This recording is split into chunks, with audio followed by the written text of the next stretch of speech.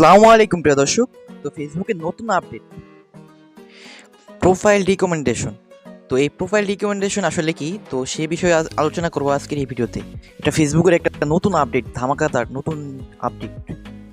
এই নতুন আপডেটের মাধ্যমে আপনারা জানতে পারবেন যে আপনার ফেসবুক প্রোফাইল থেকে আপনার বা ফেসবুক আইডি থেকে বা পেজ থেকে ভিডিও ভাইরাল হবে কিনা বা হবে, তো সে বিষয়ে দেখতে পারবেন। তো চলুন আর দেরি না করে আজকে ইন্টারেস্টিং ভিডিওটি শুরু করা যাক।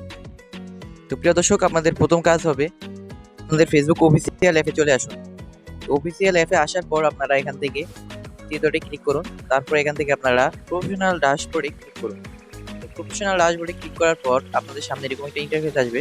তো আপনারা এখান থেকে দেখতে পাচ্ছেন যে প্রোফাইল রিকমেন্ডেশন নামে যে অপশনটি রয়েছে, এটি কি আপনার পেয়েছেন? পেয়ে থাকলে তো অবশ্যই ভালো, আর না পাইলে অবশ্যই আপনারা পেয়ে যাবেন।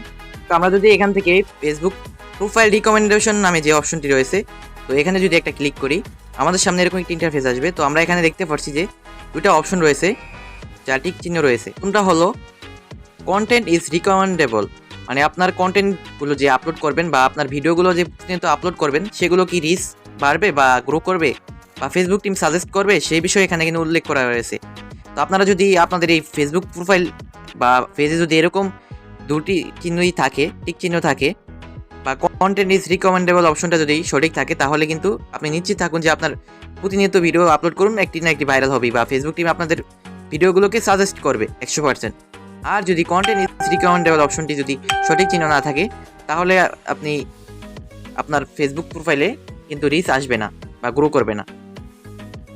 এখানে নিচে যে বলা হয়েছে ফেজ হ্যাজ নো ভায়োলেশন, মানে আপনার আইডিতে কোনো ভায়োলেশন নাই বা আপনার ফেজে কোনো ভায়োলেশন আছে কিনা তা কিন্তু এখানে দেখানো হতো। যদি আপনার ফেজে যদি ভায়োলেশন থাকতো, তাহলে দেখুন এরকম একটা ইন্টারফেস আসতো। দেখুন, আমরা যদি প্রোফাইল রিকমেন্ডেশন নামে যে অপশনটি আছে ওখানে যদি ক্লিক করি, আমাদের সামনে এরকম একটা ইন্টারফেস আসবে। আর যদি আমাদের ফেজে সমস্যা থাকে বা আইডিতে বা ভায়োলেশন থাকে, তাহলে এরকম একটা ইন্টারফেস আসবে যে এখানে রয়েছে প্রোফাইল হ্যাজ সাম ভায়োলেশন।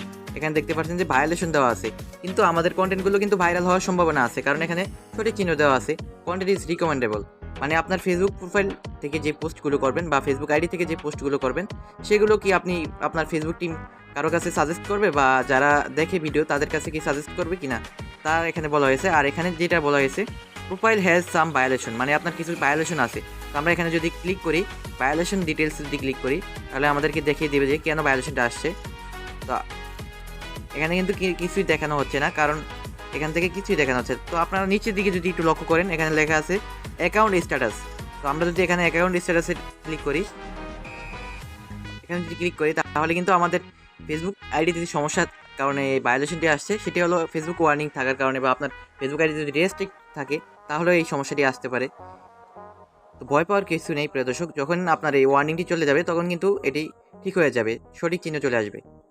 আর যাদের আইডিতে প্রফেশনাল মোড নেই বা প্রফেশনাল মোড চালু নেই, তারা কীভাবে এই অপশনটি দেখবেন, তার জন্য আপনারা চলে আসবেন আপনাদের